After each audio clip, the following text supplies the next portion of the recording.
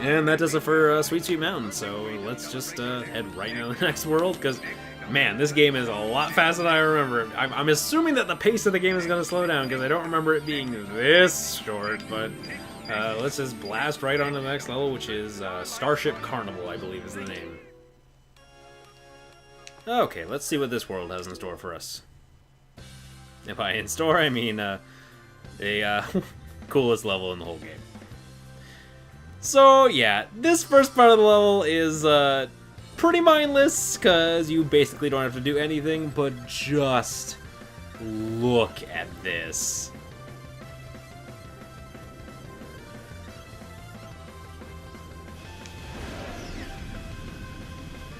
I mean, it has to be stated that at this point, I'm basically just holding forward, and that's all I'm actually doing, but look at, like, this background. Look at how detailed it is. Look at all this stuff happening around you. Look at all of this. It's amazing. Look at how cool this looks.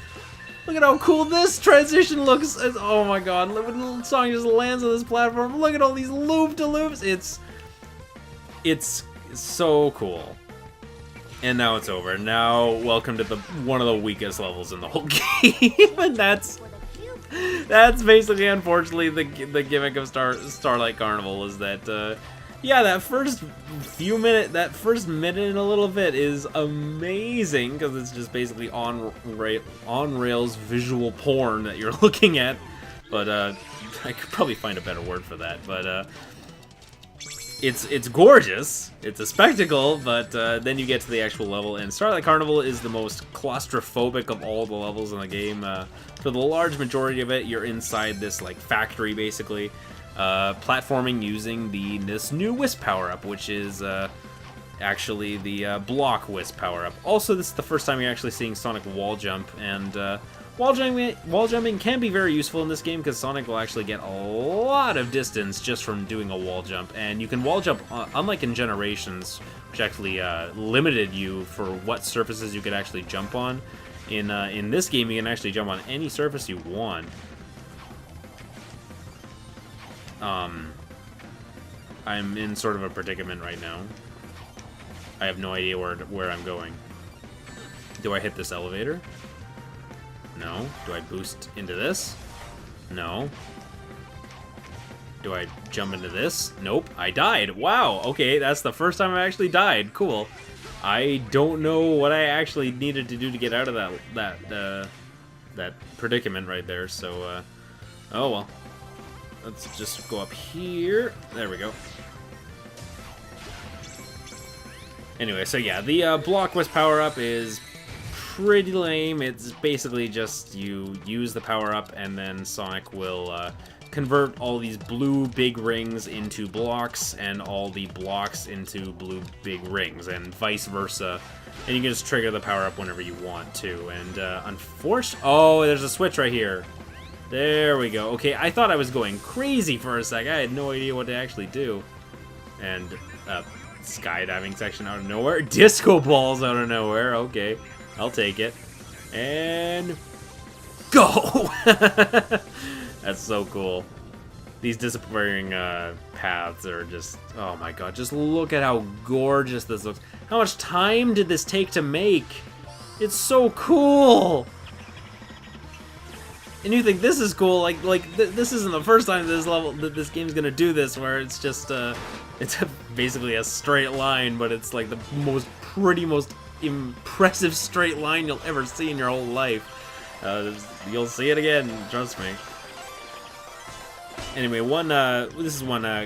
also, you get a quick step bonus every time you quick step, which is ludicrous in sections like this, because literally for score attack, like, to just win, all you have to do is just quick step back and forth, and look, look at my score rack up right now for doing practically nothing. It's really, really silly. Also, Sonic's just casually going into a black hole right now. But look at that quick step bonus, it's still going, nice.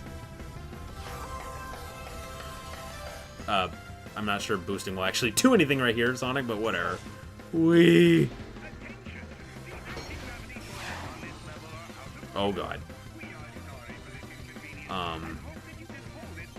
There we go. Yeah, this is another weird mechanic. These elevators, they'll actually launch you into the air, and then the game will wait until you position yourself into a spot where Sonic can actually land. And some of these elevators can be really annoying up ahead, so just basically, there'll be dick moves, and like, you'll need to land on an elevator that'll actually send you in the correct way. I think for this one, it's the middle one. Correct, sweet. Yeah, if you land on either the one on the first or the third one, you won't make it, unfortunately. Oh god, Sonic just absolutely mega died right there. I probably should have... I was like, can you make that? Can you really make that? I'm pretty sure you actually can make that, but you need to be going a little bit faster than normal Sonic, if you know what I'm saying. So I don't think we can actually do that right now. Okay, cannot make that. Like, that really sucks that I lost all my boost after dying, so I have no chance of getting through there now. Okay, I guess... Oh, there's a red ring up there. That's pretty cool. And wow, look at that, like, I don't think we've had a single level over, like, 3 minutes at this point, and now this level's been going on for almost 6, so that's crazy.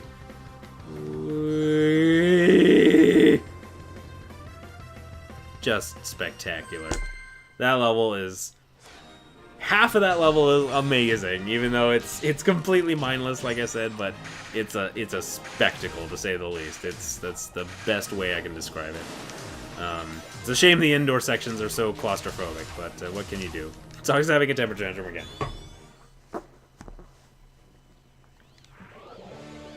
Oh boy, Block Wisp elsewhere.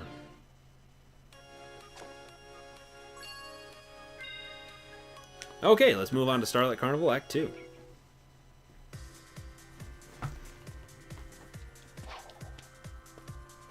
Sonic getting ready for a fun gauntlet of blocky death.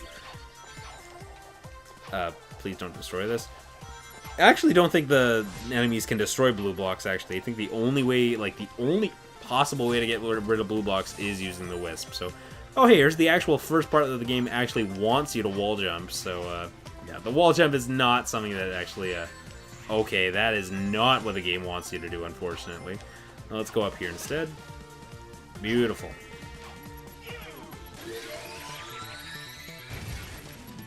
One funny thing is that whenever the announcer actually calls the Wisp power up for this one, I always thought he was just, like, yelling, "You!" Like he's pointing at you from, like, across the room to, like, confront you. You! But he's actually saying cube. Just a fun thing.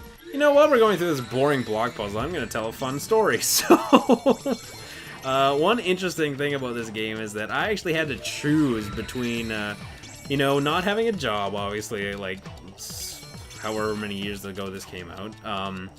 You had to really pick and choose what, without a source of income, because I had no allowance or anything, so practically anything I bought was from Christmas or birthday money, so I had to be really picky about what games to buy, and I remember oh man, the level's over. I was just getting into the story.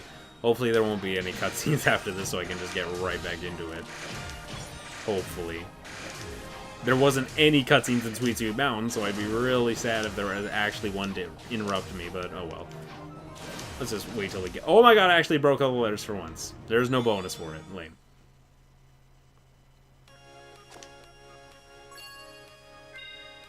Sweet. Onward. Oh god, we're outside again. Time for things to get interesting.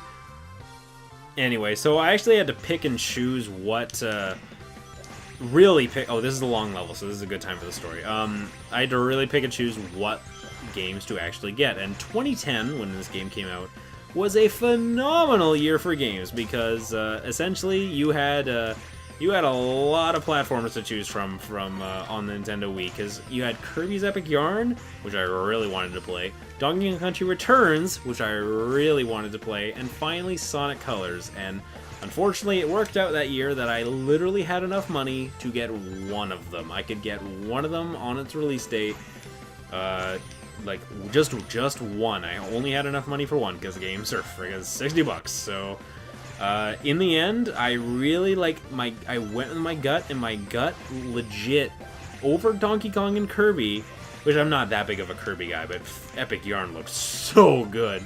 My gut feeling though was I'm gonna go with Sonic Colors, and yeah, to this day I still stand by that was a good decision, because I'd say Sonic Colors out of Epic Yarn and Returns, I'd say it's the best of all three of those games. So I definitely went with my gut feeling was definitely right in that situation. But that's not all the part of the story though. There's actually one more thing. I actually didn't have the money. I just remembered to buy it. Essentially, what I wanted was I needed to get the money to buy the game because I really, really, really wanted it. And essentially, what I did is that my parents would give me money to go get food, because they would be going out to like eat dinner with friends or something, and they're like, you can just get takeout for yourself, like order pizza or something. So essentially they would give me money for food. They would give me like a 10 or a 20 depending on like if I was gonna get pizza or a burger or something. So essentially what happened is that it just so happened that that weekend they were going out several times, so they gave me money every single time, which God bless them, because like that's really expensive when you really think about it. Please don't die, Sonic. Whatever. I stockpiled lives on that score attack screen, so I don't even care. But essentially, they would give me money to do takeout, and like when they hand me like a crisp $20 bill, like what I'm thinking in my head is, I'm not wasting my money on food. I'll starve myself and just pocket the money.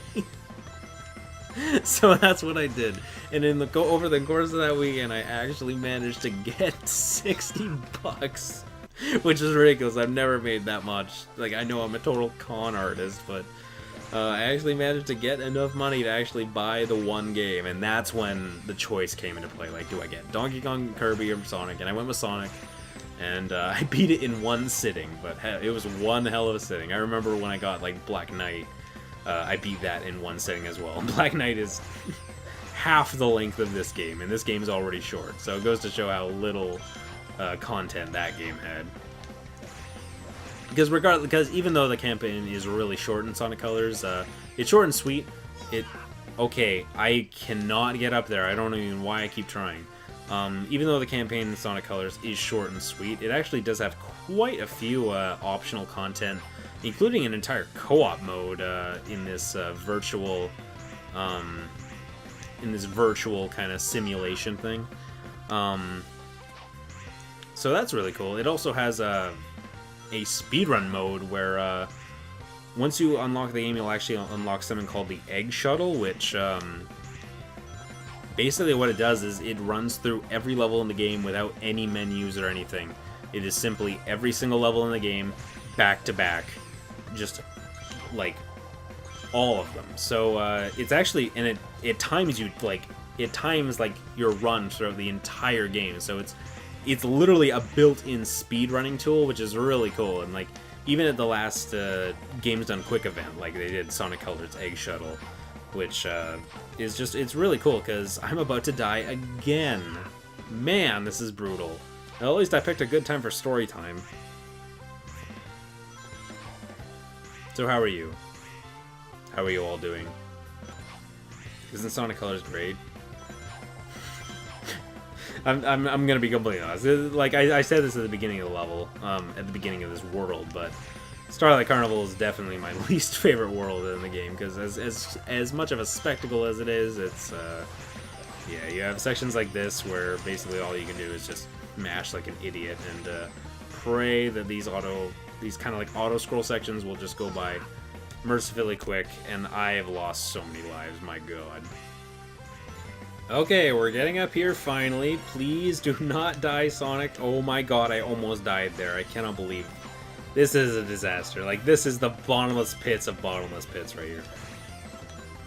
Okay, please get over there. There we go. Oh my god, we're actually above solid ground, and we're actually at the end of the level. That level was a disaster. I am so sorry.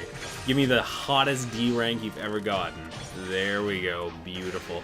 Personal best.